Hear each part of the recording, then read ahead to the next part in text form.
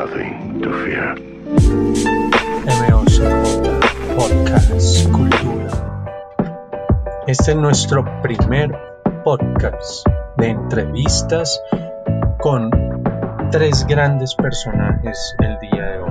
Ernesto Díaz Ruiz, animador, Pascual Guerrero, uno de los grandes cineastas del Hollywood, y por supuesto Ramiro Meléndez, el maestro Ramiro Meléndez.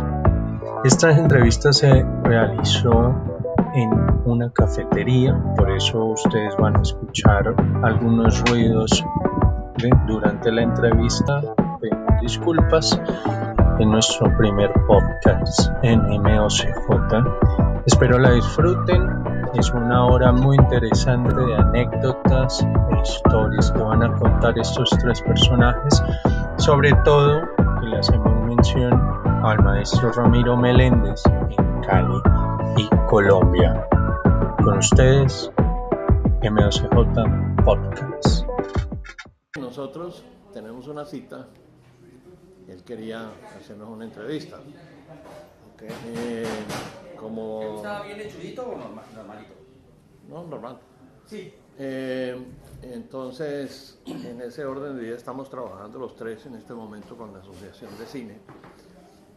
Y como tú no me conocías a mí, y te pareció interesante una cosa que no es tan interesante como yo, pues cuando sepas quién es este señor, pues sí, eso sí te va a parecer supremamente interesante. Más interesante. No, interesante de verdad. Ah, no. Nosotros vamos de mentiras, señores de verdad. Él es colombiano, estás cortado. Entonces, Ramiro Meléndez. Sí, señor. Yo tengo hasta las 3:30. Viaja muy joven, un niño fuera del país, México. Y en México se convierte en el productor más importante de México de los años 70 y 80. Es el autor, entre otras, de la película Mecánica Nacional,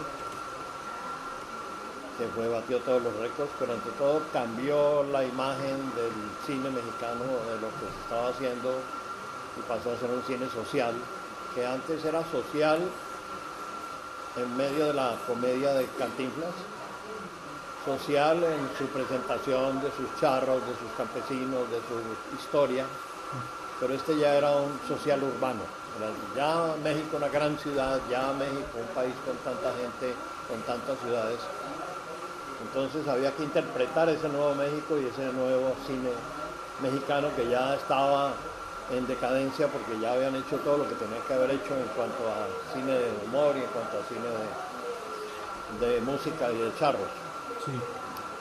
Entonces entra Ramiro a romper todos los parámetros. ¿Tú me estás grabando? Bueno, puede ser una introducción para Ramiro. A romper todos los parámetros de lo que es los contenidos cinematográficos y hace por primera vez una película urbana dedicada al sabor nacional, al entender nacional desde lo urbano, desde esa vivencia que además de México siendo urbano es muy rural, a pesar de ser la gran ciudad. Sí.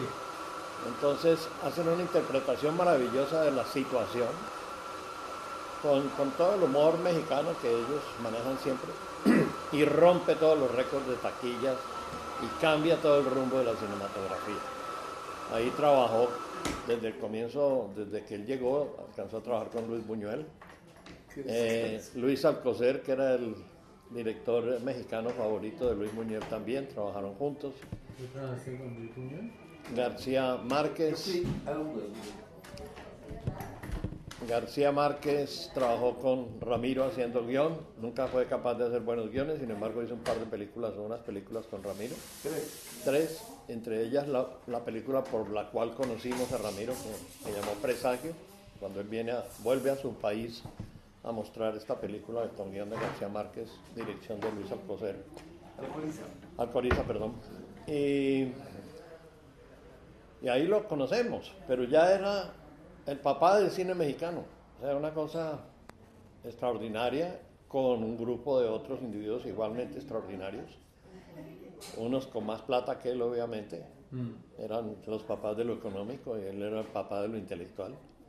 Y se unen ahí una cantidad de directores muy importantes y de técnicos. Nos presenta, nos lleva a México, a mí me lleva con mis 2 primeras películas, me presenta al editor de Buñuel, Carlos Savage, y todo el combo de Churubusco, y en fin, nos introduce el cine colombiano, introduce a los colombianos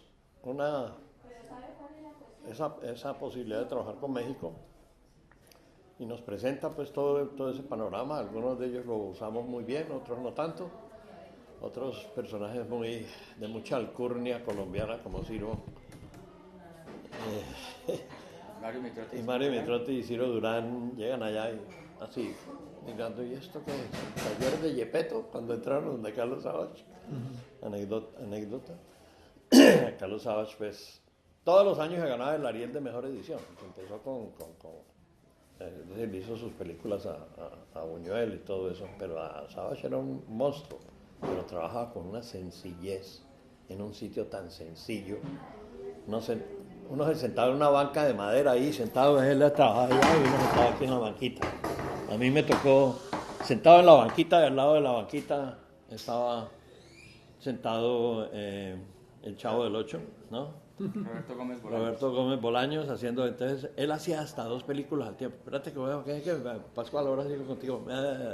Bolaños, ya sigo contigo, ¿no? Ahí llegaba ya un señor súper poderoso que se llamaba Mario Moreno. Llegaba ya, en ese momento ya llegaba muy prepotente, ¿no? ¿Cantinflas? Sí. A ese sitio confluía todo el mundo. Bueno, ahí conocimos de todo. Pero esto es en la historia de Ramiro. Entonces Ramiro, ya en una conversación última entendí. Entonces, Ramiro, eso es lo que iba a empezar a decir, en México son tan estrictos con sus sindicatos, con sus reyes, con sus reglas, que el gran productor mexicano no podía dirigir una película, porque el sindicato, por llamarlo así, de directores no se lo permitía, a menos que, entonces, y no lo aceptaban como director, a menos que hubiera hecho por lo menos 3 películas en dirección, pero en otro lado, o antes, ¿no? Sí, señor. Entonces Ramiro, en parte por eso, en parte por nostalgia por su país, en parte por otros motivos económicos, de visualización, desarrollo del cine colombiano, se viene a Colombia y hace como 13 películas de largometraje, una tras otra. Bueno, ya con eso él puede ser director, productor, lo que quiera. Pero ante todo, pues hizo una cosa impresionante que solamente 2 o 3 personas han hecho en Colombia, en cuanto a largometrajes, presentados todos con mucho éxito.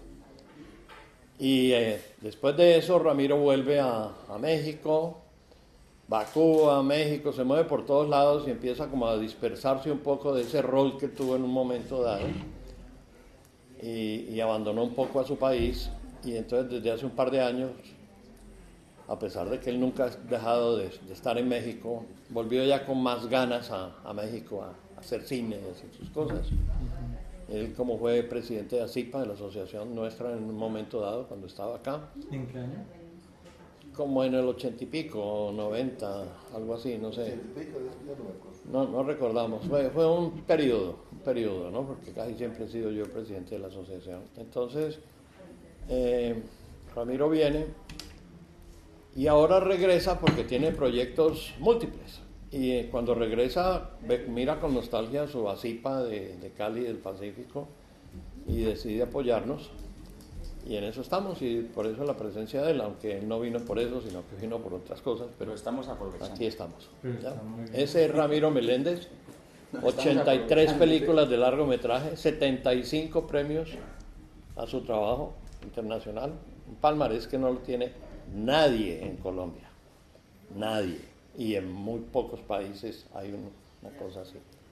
Entonces, por eso te digo, ahora sí estás con alguien importante del cine, nosotros somos pues ahí los del pueblito.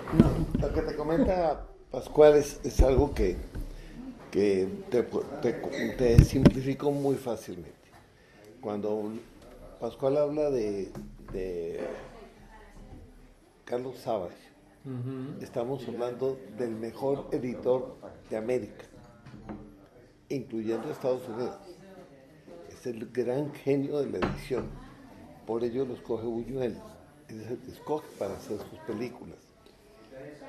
Por rebote y por amistad, que tengo la fortuna de hacerlo, yo contrato como productora a hacer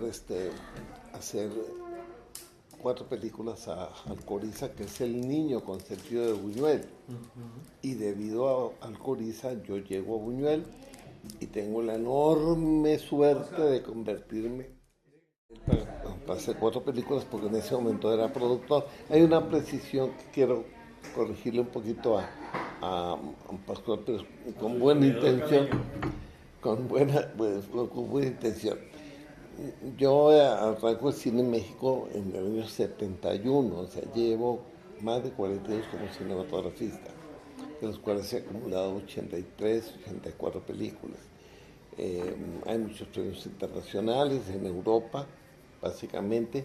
En México, bueno, 3 salidas de oro, la mejor película del año. Cartagena de India me la he ganado 3 veces, pero no solamente el latinoamericano, sino el internacional con Polanski. Pues hay muchísimos premios que pues no se trata de numerarlos así, porque engrandece el ego y se acorta el entendimiento. Entonces la verdad es que Pascual te está hablando de un genio de la cinematografía mexicana como edición, y te está hablando de gente tan importante como Alcoriza, sobre todo como Buñuel, que es un ícono mundial, ¿no? Y yo tuve la enorme suerte, y es porque soy un ser inmensamente afortunado, de tener amigos como Buñuel, como Alcoriza, como Pascual Guerrero, ¿no? Como Ernesto en este caso.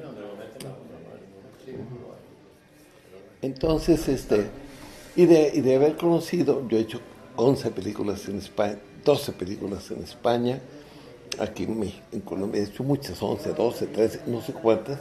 En México pues llevo más de 40 películas. Sí, 83 películas. Sí, es que se dice fácil. Lo que pasa es que en ese momento yo tuve la habilidad, porque eso es habilidad, de poder concertar coproducciones con España, Venezuela, Colombia y inclusive en Brasil. Ese actor que vieron ayer crucificado es brasilero. Yo hice una película con él en Brasil. Hablando como brasilero en un momento dado ahí. No, la chica. Es una película. En calidad de uno de los hitos más importantes de la producción mexicana, que es película de Ramiro, donde Jorge Fons aparece haciendo 30 minutos de la película. Y recientemente masterizada digital, ¿cierto? Por Martín Scorsese. Martin Scorsese que la escogió entre las 100 películas más importantes de América. Wow. Pero aparte escogió dos que son mías, de las 100.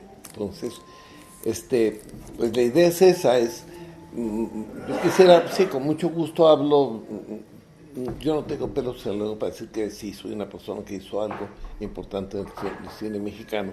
Sí. Y entre lo más importante es que logré que mis compañeros de educación de la Universidad del CUEC, Centro Universitario de Estudios Cinematográficos, pudieran dirigir a base de un esfuerzo que hice conjuntamente con el hermano del presidente de México, Luis Echeverría. Logramos que abriera las puertas para que dirigiéramos los graduados. Bueno, pero básicamente en esto yo pienso que lo importante en este momento, sí, la currícula que tenemos todos pues, cuenta, obviamente, en experiencia, en conocimientos, en sapiencia, ¿por qué no decirlo? Pero yo creo que en este momento debemos pensar en un proyecto que tiene Pascual y que hemos ido aportando ideas por experiencia y conocimientos y sapiencia, en esa idea irla engrandeciendo, engordando y acumulando una serie de cosas que requiere por caleños, por bayunos, porque aquí nace algo muy importante como movimiento cinematográfico, que es muy chistoso, que aquí surja mucho director, productor, en fin, directores. El Valle tiene algo, tiene como esa pequeña magia que descubre uno en los paisanos que va conociendo, como Gabo. Entonces es aportar a esto algo que puede ser, va a ser muy importante, lo repito mucho porque va a ser muy importante, porque es la primera vez. Mira, yo a partir de que tuve 2 pesos en el banco me dediqué a viajar y a hacer películas. Y entonces y he estado en muchas partes del mundo, filmando, trabajando, estudiando, leyendo, en fin. Y en ninguna parte de donde yo conozco existe una idea como la que estamos gestando aquí para una institución, porque ya es institución, ASIPA, por la trayectoria de años que tiene, por lo que ha hecho por el cine colombiano, por el Valle. Es importante que lo tomemos con la seriedad propia, sin cachondeo y sin los egocéntricos momentos que tenemos los vallunos de que yo soy el único, y entonces hice una película y vivimos de ese recuerdo de una película. El cine es una industria y el cine no se puede hacer una película y vivir de ella 50 años. No, eso no es cine. Aquí se trata de que hagamos una industria real, que funcione, que camine, con conocimientos, con gente brillante, con gente inteligente, estudiosa, capacitada. Todo eso es lo que está queriendo generar ASIPA. Y tiene los derechos y la meritocracia ASIPA para hacerlo. Entonces, claro, todos los que sepamos de este negocio, nos hayamos, perdón la palabra, que tengamos canas verdes en los testículos, tenemos que apoyar eso. Es que sí es, y es todo el mundo, tenemos que hacerlo. Todos los cineastas, además todos son amigos, todos los conocemos, que nos distancien a pronto diferencias de egos, eso es otra cosa, ¿no? Todos somos egocéntricos y de cada quien debemos de que nos orgullecemos en cada momento. Entonces yo pienso que es un momento importante, muy importante. Si se tienen los hígados, Pascual tiene el hígado para aguantarlo. Este famoso Sancho que está a su lado, que quiere también acompañarlo. Aguantar estos amigos. Una vaina de vaca. Tener 20 esposas. Entonces, sí, de veras, yo creo que es un asunto bien importante, y te dice alguien que ha estado mucho tiempo en Colombia y que por lo que tú quieras no ha querido enseñarse mucho, pero que cuando te quieres enseñar, ahí, como decía Pascual, algunos compañeros que llegaron a México cuando se han abierto unas puertas, que se han logrado abrir unas puertas de acercamiento, de amistad, de compañerismo, de profesionalismo, llegaron con actitudes muy raras a México, como queriendo que les estaban haciendo un favor, ¿no? Y así, y aparte aparte de todo mundo, yo podría decir nombres que no vale la pena, pero aquí hubo esto se lo contaba antier se lo contaba, y esto es cierto, y lo digo a voz en cuello. Llegó una vez a ¿cómo se llaman? En la calle 35. El FDC. Por imágenes. La imagen llegó y había una de las directoras, o la directora comentó, me pidió el favor de que lo ayudara porque había un cineasta colombiano que había hecho una película en 16 milímetros y que no había mucho dinero, y desde mi celular agarré el teléfono, marqué a Churubusco y dije, necesito que este cineasta colombiano le den todas las facilidades que tengo yo, porque son conquistas sindicales. Esas conquistas sindicales que yo, como productor tradicional mexicano, que ha hecho mucho en México por el cine mexicano, tengo descuentos especiales por ser pertenecer al grupo de la Asociación de Productores de Cine Mexicano. Entonces busqué que le dieran todos esos descuentos y se los dieron. Lo trataron como Dios. Me lo dieron a mí también. ¿Ves? Pero no solamente tienen descuentos, sino por ser él, tienen un tratamiento con la persona especial. Entonces, la hora, y le comentaba yo a Ernesto, decía, Ernesto, ¿a ti te dieron las gracias? Nunca. me decía, no, le dije, pues a mí tampoco. Sí. Pero no es que busque uno las gracias, es hombre decir, carajo, es un colombiano que está ayudando a colombianos, ¿no? Sí, bueno, déjame contarte esto, si entra en mi egoteca natural.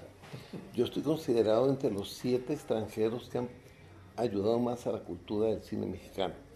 Aquí en el país está, por cierto, tú quiero reclamarlo, en la foto donde está del periódico Excelsior en primera plana, los 7 extranjeros que han colaborado más en la cultura mexicana. Y ahí estoy yo, entre esos 7 extranjeros.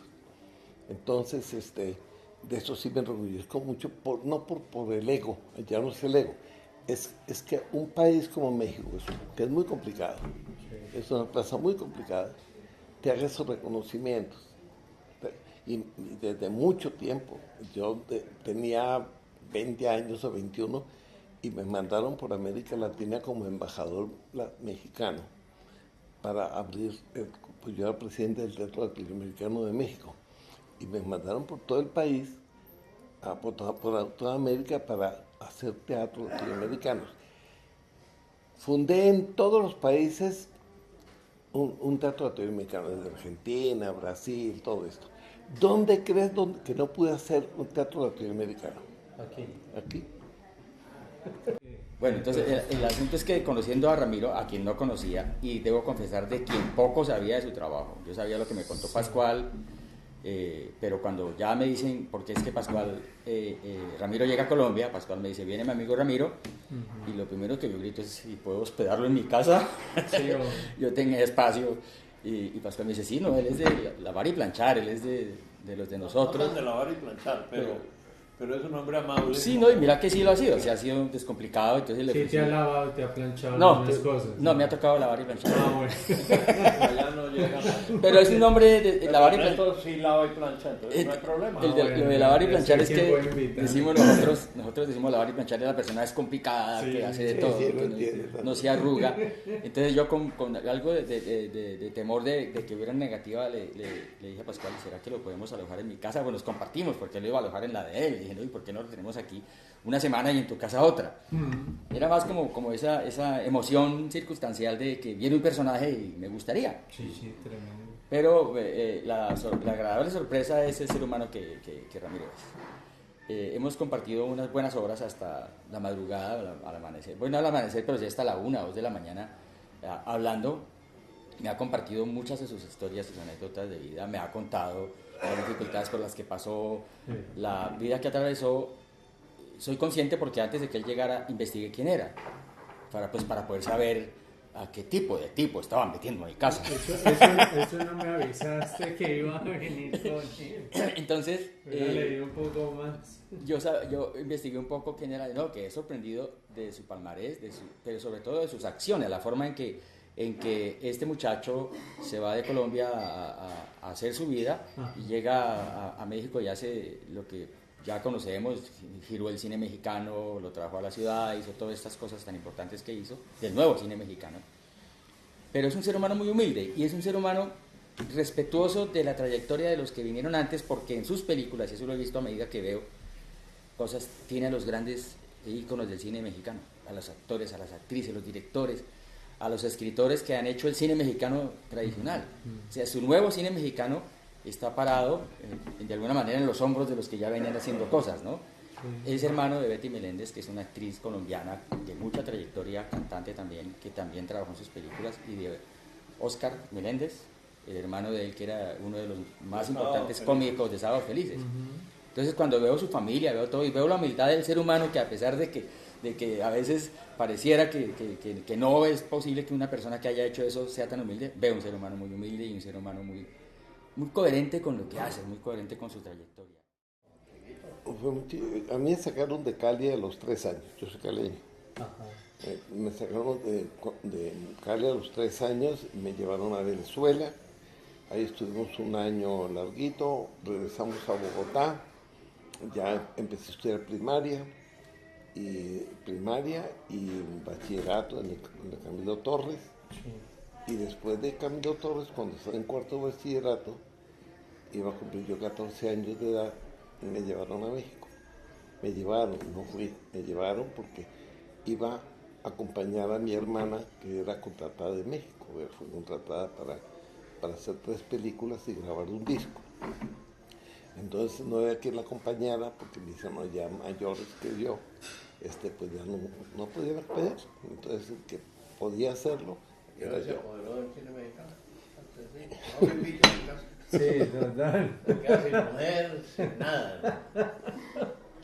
No Yo le dije que voy a hablar de él porque él no tiene a nadie. No tiene nadie. Está bueno. No tengo gato. No, la verdad es que mucho de lo que me auxilió, me apoyó para llegar a esto fue mi hermana, que se convirtió en una gran figura del... A ver, para ser comparativo, cuando a mi hermana la vino a contratar de México, vino un productor que se llamó Don Alfonso Rosaspiego, la vino a contratar para hacer 3 películas. Primero era una chica inmensamente bella, era muy joven. El famoso Rosaspiego, Don Alfonso Rosaspiego. Entonces yo llego 15 años después, porque yo estaba presentando exámenes de 4º bachillerato, llegó a México y íbamos por un año nomás. Ella cumplía su contrato de 3 películas, su disco y nos veníamos. Pero eso se convirtió en una cadena de éxitos de ella, grandes éxitos, y la convirtió en la primera figura en México.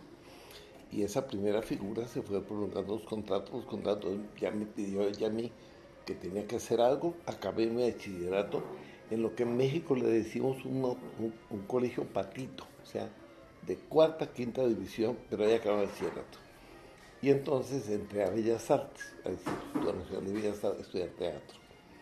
Terminé, cuando estaban los 2 años y medio de teatro, pude entrar al Politécnico Nacional a hacer la carrera de producción y dirección de televisión. Y cuando estaba a la mitad de esa carrera se abrió el CUEC, el Centro Universitario de Estudios Cinematográficos, y me inscribí y entré también allá. Entonces yo estoy graduado en las 3 disciplinas, teatro, cine y televisión. Después de estudiar me fui al Columbia College a hacer mi maestría y después fui al Actor Studio. Comprenderás que ha sido muy larga la cosa para llegar a saber de esta cosa. Esto te lo digo, no, pues sí se siento muy bien decirlo, ¿por qué no? Pero te juro es que estos conocimientos que adquieres, lo que quiero es poner a disposición de ASIPA, porque si tiene un proyecto tan importante, en lo personal conmigo, Pascual cuenta a morir, a traer a la gente que sea necesaria de la parte que más me facilita, que es México, pero pues he hecho mucho en España también, y creo que otra gente española que pueda venir a decir cosas. No se trata de venir a dar clases, sino se trata de dar clases, sino de decir cosas.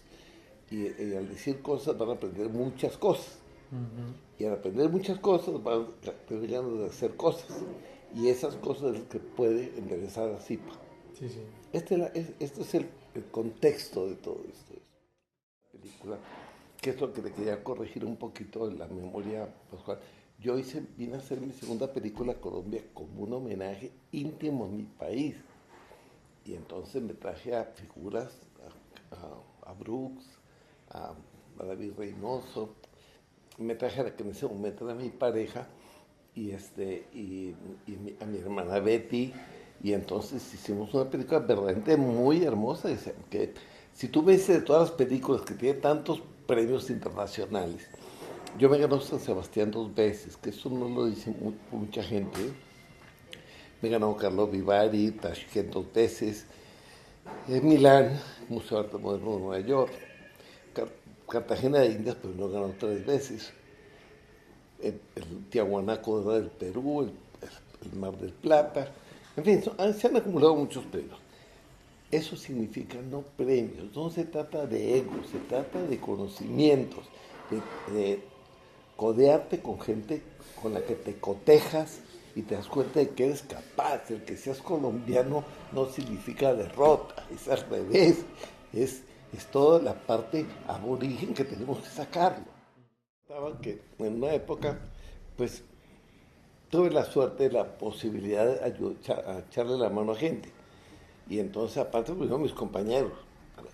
Pero, por ejemplo, Walter Herzog fue a México a pedir ayuda, cuando iba a hacer Aguirre, la ira de Dios. Y entonces, y papá Taibo, que yo le decía así que en ese momento el hijo de él es el director de Cultura de México.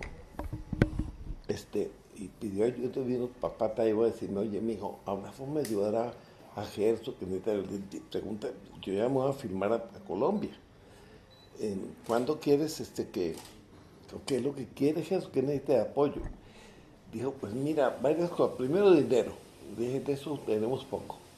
Pero ¿qué más le puedo ayudar? Dice, una actriz. Entonces le mandé a Elena Rojo. Y yo pagué a Elena Rojo para aportarse. Ella es la actriz ¿Es hija de Rojo, el actor? De Hugo Rojo, no. Fíjate que no sé, Pascual, la verdad es que, pero no creo. No creo. Elena ha sido la gran estrella mexicana y es una vieja muy querida, yo la quiero mucho y nunca trabajó conmigo en Cachorros, de Vargallosa. Ella trabajó con Gerso, y ella es la protagonista de Aguirre, la ira de Dios. Sí. Con Y esa se la pagué yo. Lindo. Que a mí me llame Carlo Ponti para comprarme 2 películas mías para Italia. Eso es muy lindo. Por lo que dice Ernesto Díaz, que uno le da la mano a Ramiro y no sabe a quién le está dando la mano. Porque ha estrechado tantas manos. Entonces uno le da la mano y como no se baña. Entonces le dice, señora María Félix, mucho gusto, le puede decir. Y luego un apretón más y dice, señor Agustín Lara, qué pena, no la estaba gallinaseando. Don Mario Moreno, no estaba hablando con usted. Sí. Qué pena, don Buñuel, no era con usted que estaba. No, en que soy afortunado, que fíjate a los pechos de quien yo me crío sin que me dieran clases, pero fue clase de vida, de tener a un Luis Buñuel a tu lado platicando todos los días con él, hasta las 7 de la noche, que era la hora en que decía, os dejo en casa, me voy a... Eso es una maravilla, ¿no? Poder ser amigo de Gabo. Fuimos amigos cuando yo estudiaba cine y él todavía no escribía 100 años de soledad. Pues le estaba escribiendo. El coronel no quiere que lo escriba. Pues imagínate entonces en la condición en la que estoy yo, papá. Me preguntas primero, pues Sí, es que la animación se hace muy artesanalmente al principio como consecuencia de limitaciones de tecnología. Igual la hacía yo que Disney. La diferencia eran 3 aparatos más, pero igual en cualquier parte del mundo se hacía igual que el cine. Cualquiera que tuviera los equipos que eran iguales para cualquiera. Una cámara, rifles, o Pathé, o Rolex, o la que fuera, tenían más o menos la misma tecnología. Esa competencia por la tecnología era muy poca, pero ahí sí se requería mucho conocimiento. Entonces era como el ingenio y el conocimiento mezclado, lo que decía hace un rato, o sea, era conocimiento y era también un poco de sabiduría, un poco de experiencia, de quemarse los dedos, las pestañas y hacer. La animación en Colombia no existía cuando yo quise hacer animación, no existía, no había forma de ir a ninguna parte a aprender nada. Venían un español y un francés, se llevaban los trabajos para Europa y allá los hacían y los traían. El maestro Rosé, que al final termina quedándose en Colombia, Philippe Rosé, que fue como el padre de la animación en Latinoamérica, porque Colombia fue el primer país que hizo animación y el siguiente fue Brasil. Entonces digamos que él no hacía animación, él era un negociante, era como un productor. Conseguía los negocios, se los llevaba y se traía un par de animadores cuando las cosas había que hacerlas aquí, rápido. Y digamos que la tecnología era muy artesanal, porque toda la tecnología era artesanal, no es porque la mía lo fuera, es que todo lo hacíamos igual. Y luego se tecnifica un poco y los animadores, y lo que tengo que decir para esto que estás preguntando es que los animadores resolvíamos los problemas de los que hacían imagen real, éramos los que hacíamos los efectos, los cacharros, las maquinitas, la varillita, la cosita que cuelga, el alambrito. Eso los hacíamos los animadores, éramos los efectistas. En México, por ejemplo, sí habían realizadores de efectos especiales, que podían o no tener conocimientos de animación, pero eran expertos en eso. En Colombia, eso sí fue como misio generis, éramos los animadores los que hacíamos eso. Y sí había una tecnología artesanal, ahí sí éramos muy artesanales. Nos llegaban aquí los químicos, el látex, la silicona, la fabricación de la sangre artificial era muy complicada, todas esas cosas eran un poco complicadas. ¿En qué año? 70s, hacia los 80s. Esto se arregla como hacia el 93 o 94, cuando la tecnología de verdad, entre otras cosas, por algo que nos mata. A nosotros nos jodió la apertura económica de Gaviria. Acabó con la publicidad y un poco con el cine que se hacía incipientemente, pero nos trajo la posibilidad de traer todo lo que no podíamos comprar, lo que traíamos de contrabando. Todos los aparatos y las tecnologías nosotros traíamos la película de contrabando y revelábamos de contrabando. Yo traía latas de película escondidas entre mis maletas y me iba a Estados Unidos con latas de película a revelar y trataba de esconderlas para no pagar ni impuestos de salida ni de entrada. Éramos contrabandistas, los lentes, los carretes de película, las cámaras, los trípodes, las luces, todo eso lo traíamos de contrabando, metido entre la ropa, o pilotos amigos nos los traían. Sí. Y eso generaba una limitación. Azafatas nos traían, las azafatas se hicieron expertas en eso, en traernos, ¿sí o no? Los azafatas nos traían los insumos. En animación todo era traído, los acetatos, las pinturas, los pinceles, todo era traído. Entonces digamos que las dificultades, más que de conocimientos o de ganas de hacer, las limitaciones de hacer era por esas leyes. Nos impedían tener equipos y cosas. Entonces la gente de pronto para poder hacer una película tenía que tener mucho dinero. Y aquí empato lo que estás preguntando, hacia ellos pues el cine, la televisión en Colombia se hacía en cine. El video no existía cuando yo empecé a hacer televisión. Yo era reportero de noticias de televisión y lo hacían con una Bolex de 16 milímetros. No había video. Era reportero para que no para El Mundo al Instante El Mundo al Instante, ese que salía en los teatros, y Pasaporte al Mundo. El Mundo al Vuelo se llamaba el programa que después de Héctor Mora. De Héctor Mora. Sí, yo amaba mi hermano. Él murió el año antepasado, murió en diciembre. Este diciembre hace 2 años. Sí. No, hace un año. Para mí era hasta la canción, yo me acuerdo. Todo para mí. Y después aparece el video. En esa época la posibilidad de guardar los programas estaba en un telecine, que era una pantalla de televisión más o menos especial y una cámara sincronizada con esa pantalla que la filmaba para poder guardar los programas. Se guardaban en película, no existía el video. Y pues luego, pues a finales de los 80 ya aparece el video, el 3/4, la pulgada y estas tecnologías de video. Y ya en los 90 el video está. Lo que tú conoces como memorias y esas cosas no existían, no existe la posibilidad de hacer eso. Y entonces aquí ya ellos siguen con su trayectoria, porque yo sí no hacía cine, yo hacía comerciales en cine, pero no películas. Regresé a Colombia desde Suecia, ya 20 años por fuera, y vine a hacer mi primera película, que era una película con un guión de Álvaro Valencia Tovar, actores suecos de la mejor calidad, y un equipo pues... esperaba encontrar aquí un equipo de trabajo para poder hacer esa realización. ¿No era quién era Marilyn? No, quién era Marilyn fue una cosa, un corto que hicimos, pero eso era pues como un corto ya de aquí, una cosita que hicimos aquí con un... Pero pues no, para contestar la pregunta y no entrar en las anécdotas de lo que de pronto después podemos hablar. La pregunta muy precisa es el cambio, ¿no?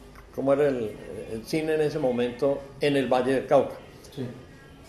En Bogotá se habían hecho cosas, porque pues al fin y al cabo era Bogotá, y había unos equipos y una gente, y gente que pasaba por ahí, hacía cosas. En el Valle del Cauca, después de las Marías que se hicieron aquí, la de Calvo y la otra, hizo el mexicano, aquí no se había hecho cine.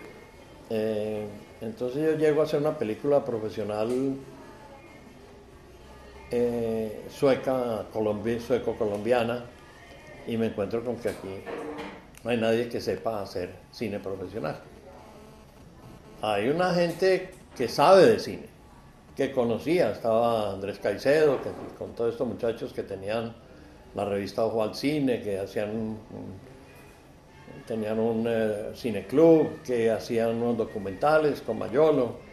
Pero de ahí pues a que hubiera un equipo de profesionales para hacer cine en Cali, pues no lo había, no existía, ni siquiera de actores, no habían actores. Los actores que eran muy buenos en ese momento eran los actores del TEC, pero eran actores de teatro.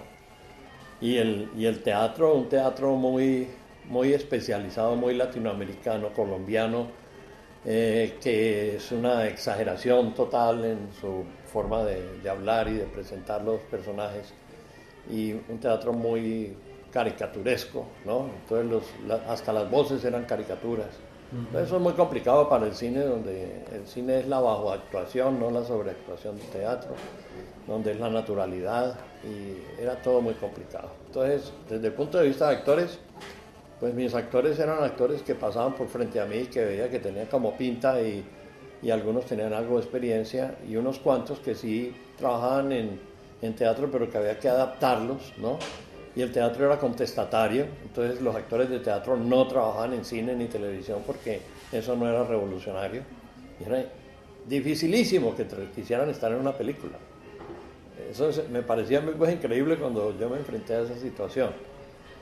Entonces había que coger gente de la calle y entrenarla a ver si podían actuar. Y gracias a Dios y a Ramiro Meléndez, esos actores que llegaron a ser más o menos buenos representantes de sus personajes, los representadores, no tenían voces.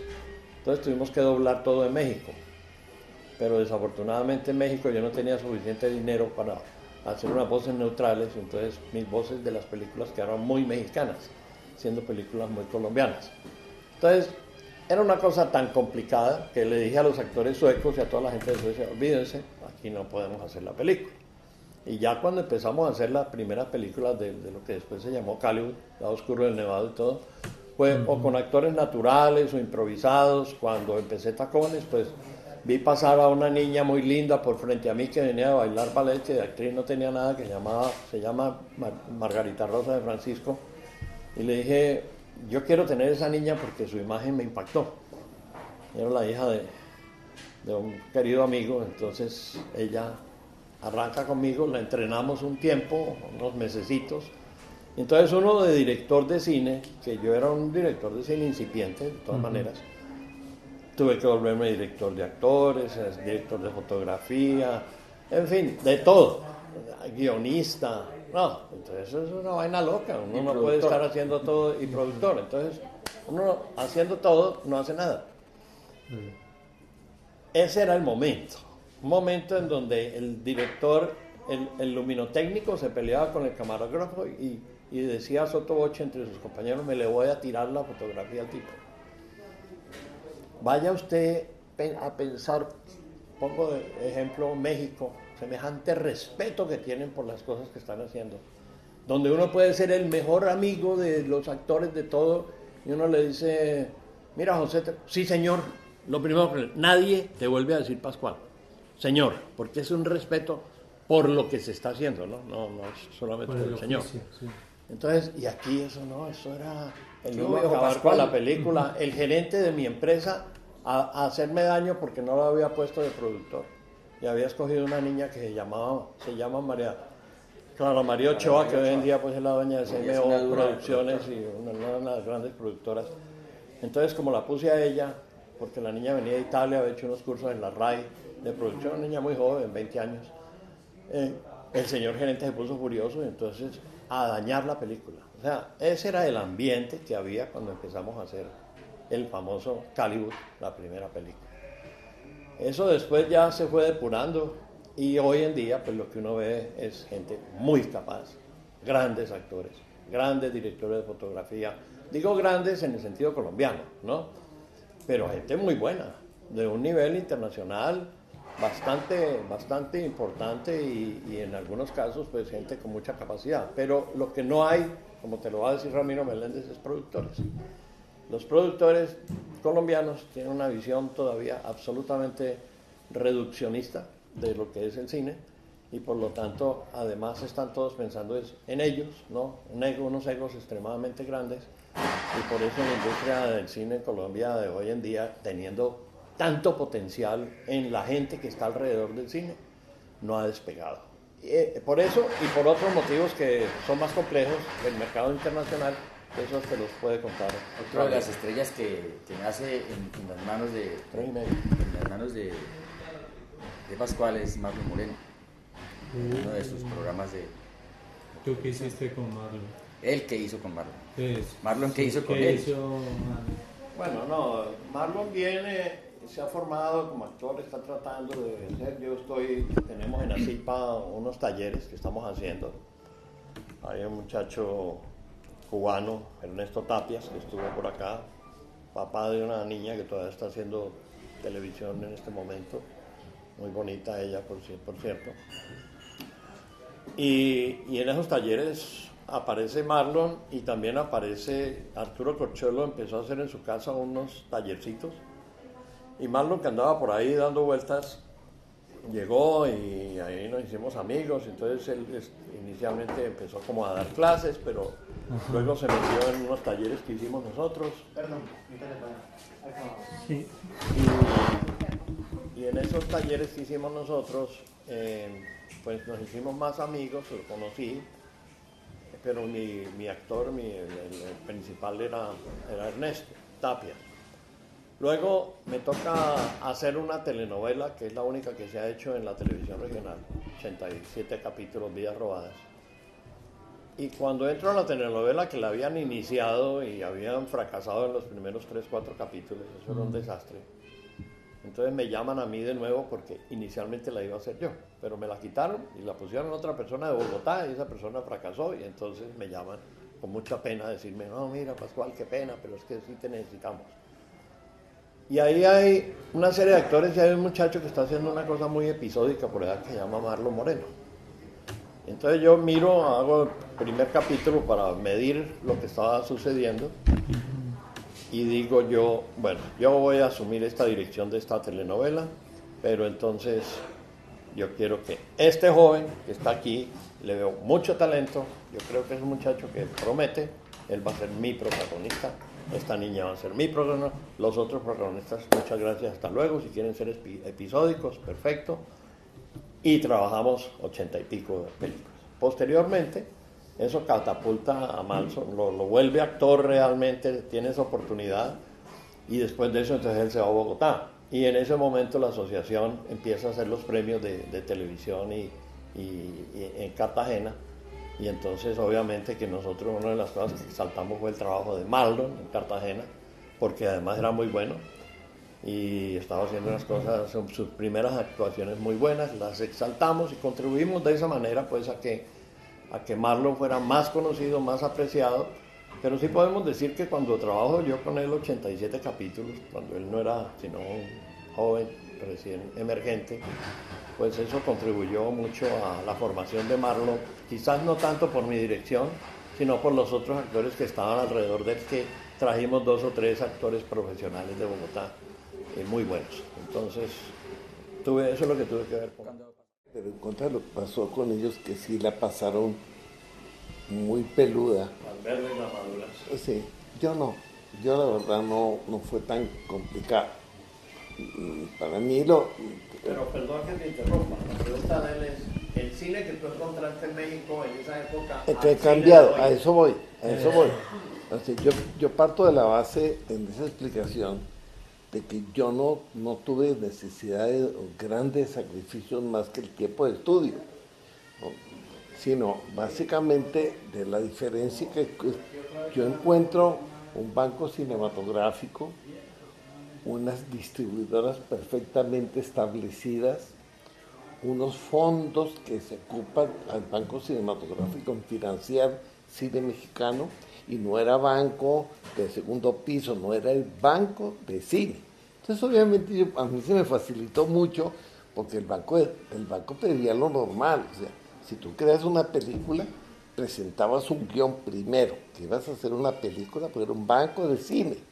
Entonces presentabas un guión, te lo aprobaban, lo mandabas a cinematografía para decir que era viable, que no ofendiera las partes íntimas de un país, su bandera, su himno, etcétera, etcétera. Ya te autorizaban esto y con esa autorización tú le pedías dinero al banco cinematográfico que canalizaba, según la garantía que dieras, un fondo, un dinero para eso.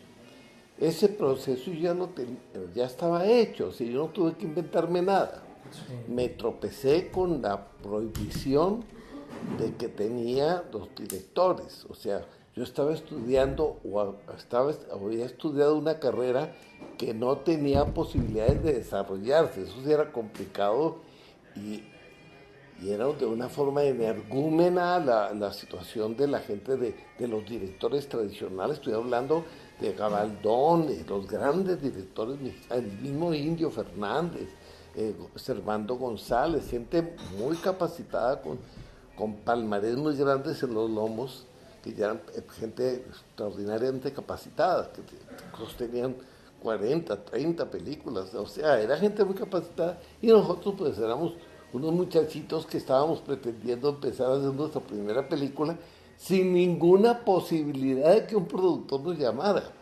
Era nomás cumplir con todos los requisitos para cubrir al Banco Cinematográfico un préstamo y te catalogaban inmediatamente, es tu primera película, es tu ópera prima, ya tienes el permiso de directores para poderla, o sea, eso era muy complicado.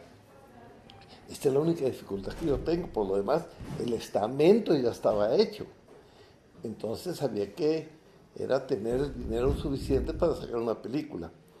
Yo encontré ese camino a través de televisión. Tengo la suerte o el éxito de haber hecho competir en el premio Shakespeare del Politécnico Nacional y presento dos obras, La Tormenta y El Rey Lear, y quedo en primero y tercer lugar. Me ganó el premio y quedo en tercer lugar con mi segunda obra, y en segundo lugar un hermano mío, que Raúl Araiza, que ya falleció, mayor que yo en edad, pero con un gran talento, y entonces a los dos nos llevan a Telesistema Mexicano, que así se llamaba lo que hoy es Televisa. Entonces nos contratan como directores de ello y nos dan trabajo. Entonces empezamos esto. Lo que pasa es que cuando yo llevo ya 3 años y medio en Telesistema Mexicano, ahí la oportunidad se abre el Canal 8 del Grupo Monterrey, y entonces tiene un localizador de talentos que se llamó Alfredo Pineda, no sé si se llame, no sé si vive todavía, pero pues tengo la enorme fortuna de que me escoge a mí y escoge a otras gentes como Roberto Gómez Bolaños y a Pelayo, y entonces nos llevan para el Canal 8. A eso se debe que el programa de Roberto Gómez Bolaños, el Chavo del 8, se llama Chavo del 8 porque se inició en el Canal 8, que no era de Televisa. Después, con el tiempo, se juntan y se convierten en el Canal 9, el Canal 8, es el cultural. ¿Cuál es el cambio? El cambio radica, no tiene una base raíz, sino era la parte de la intelectualidad que le tuvieras a esto. Como bien decía Pascual hace rato, nosotros teníamos que cambiar el cine mexicano. Mi generación, o sea, Jorge Fons, Gonzalo Martínez, Jaime Humberto Hermosillo, Sergio Orcovis, en fin, y de última colita, pues yo, teníamos la obligación de cambiar ese cine mexicano que además no nos gustaba a nosotros. Éramos una generación rebelde, insatisfecha con ese cine que estábamos viendo, porque la imagen que teníamos en el mundo del cine mexicano es que México, la gente andaba en vestido de charro en las calles. Teníamos un charro debajo de una tuna, ¿no? Comiendo. Y eso es obra de un colombiano, de Rómulo Rosso. Entonces, hay que mucho que hablar de Colombia. Sí. Nosotros enseñamos el bambuco a los yucatecos. De aquí de Colombia los sacan expulsados por comunistas y van y se insertan en México como se insertaron los republicanos en México, también con Lázaro Cárdenas. O sea, tenemos en México un país que ha acogido a toda esta gente que migra con grandes problemas en sus países. Y aquí nos expulsaron un Rómulo Rosso que duró 13 años pidiendo una piedra que se la regalara. Y cuando se la regalan los 6 años pidiendo la piedra, a los 6 años, por cansancio, un gobernador se la regaló. Y duró 13 años pegado a la piedra, tallándola. Y el resultado es el 4º monumento más importante del mundo. Es la historia de la raza de México. Es el monumento más... Y debido a ese monumento se hace la avenida Montejo en Yucatán. O sea, la historia de los colombianos, lo que pasa es que nadie recoge esto. Yo sí hice un documental de él y lo traje a Colombia, que se llama Rómulo Rosso, Fe de Esperanza. Y entonces, y también es el de Porfirio Barba Jacob. En fin, yo he tratado de que de que mis colombianos que cuando yo me crié, mamé a sus pechos en sus poemas, en sus historias. Yo tuve la suerte de conocer a Rómulo Rosso y que me contara su historia, no a mí, a mi hermana. Yo era un muchacho a su lado y nos contó la historia, cómo hizo ese momento. Entonces todo esto es un regadero de cosas. Retomo el tema que te decía. Entonces yo soy un afortunado por eso, porque yo encuentro ya una institución hecha, unos distribuidores internacionales, donde tengo el éxito y la suerte también, pues soy un ser inmensamente afortunado, que conozco a Rodolfo Echeverría porque era el líder de la Asociación Nacional de Actores, cuando mi hermana llega a México, y ese líder se convierte en mi amigo. Y es la que recibe mi hermana como primera figura, porque se tiene que justificar que es primera figura de su país. Mi hermana Andy tiene un gran éxito y a través, yo amparado esa sombra de mi hermana, voy haciendo una carrera. Y resulta que cuando él es director del Banco Cinematográfico, por su hermano es el presidente de México, yo ya estoy graduado. Entonces hay un embone. Fíjate, soy afortunado. ¿Quiénes son mis amigos? Alcoriza, Buñuel, Taboada, puros españoles, y me criaron los pechos de maravillosos ateos españoles, ¿no? Que me hacen ver otra cosa y me hacen pensar en un mundo diferente de cine. Pero como tenía también la fortuna de haber estudiado con la gente que queríamos cambiar el cine mexicano, desaparecer a Cantinflas, desaparecer el charro mexicano, desaparecer las malas costumbres y vicios que tenía el cine mexicano, y logramos hacerlo a través de otro señor, por ser afortunado, que está ocupando la dirección del Banco Cinematográfico, que es Rodolfo Echeverría, mi amigo. Entonces, fíjate, soy afortunado que todo se me da para que yo pueda desarrollar. Para decir desaparecer es quitarles todo ese poder absoluto que tenían, no desaparecer pues a Cantinflas como figura, no simbólica de México, no, es desaparecer ese poder porque mandaban y eran lo que ellos decían y nada más. Eso es lo que él se refiere como desaparecer, para que quede claro ese tema. Pero hay algo también muy importante, y lo importante es que el gobierno mexicano quería desaparecer ese cine, porque teníamos un personaje importantemente mundial, pero la imagen era, y la filosofía era, que era el mexicano era gente que hablaba mucho y no decía nada. ¿No? Entonces, mira, ¿en qué ha cambiado? En mucho. ¿Pero en qué mucho? Que resulta que en este momento tenemos 3 mexicanos ganadores de Oscar.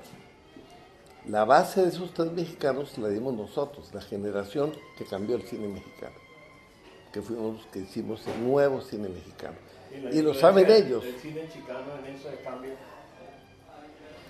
En Chicago. El cine chicano lo hicieron los mexicanos que se fueron a Estados Unidos. ¿Hasta dónde eso generó una influencia para esto que está pasando ahora? No.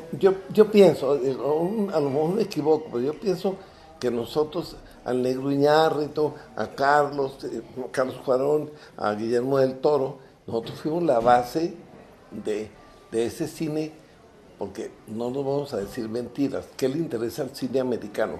Tener muy buenos cineastas, el caso de estos 3 compañeros, que además funciona muy rápido. Una película de 4 o 6 meses ya la hacen en 2. Eso significa muchísimos dólares. Y eso lo sabemos hacer en los que trabajamos en México. Entonces eso significa mucho dinero ahorrado. Y aparte, son buenos, talentosos, con una cultura ya basada en mucho de lo que hicimos nosotros. Pues hombre, eso es la diferencia. Yo hago una acotación más sobre lo que estaba diciendo, de lo que yo encontré. Cuando yo llego acá, unos años después, un par de años después, el presidente López Michelsen crea Focine. Entonces, nos toca la creación de Focine, más o menos 77, 78, pero a nadie, Focine se queda encerrado en Fonade. A nadie le interesa el del Estado prestarle plata a los cinematografistas colombianos, porque los consideraban a todos revolucionarios y anti-establishment, ¿no? Contra el establecimiento. La primera labor que hicimos en ACIPA fue revertir eso. Eso fue quizás de los logros más importante que haber creado el Hollywood. haber logrado que Focine funcionara.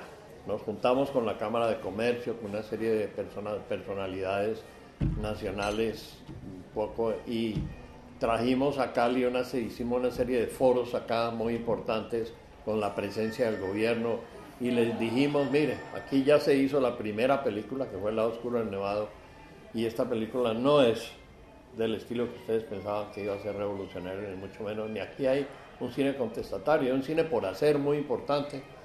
Y gracias a esa gestión, ya cuando yo hago Tacones, la segunda, ahí ya soy susceptible a que haya un préstamo, porque ahí arranca, logramos activar a Fonada, que eso fue muy importante, a Focine, perdón. Pero antes de eso, los cinematografistas no tenían ningún apoyo, absolutamente nada. Hoy en día, eso ha cambiado enormemente. Así los apoyos estén en manos de unos amigos, ¿no? No te quiero echar en contra, mi querido pastor, pero eso no es cierto. Tú estás siendo muy suave. La verdad es que no hay apoyo para nadie. Hay apoyo para un grupo.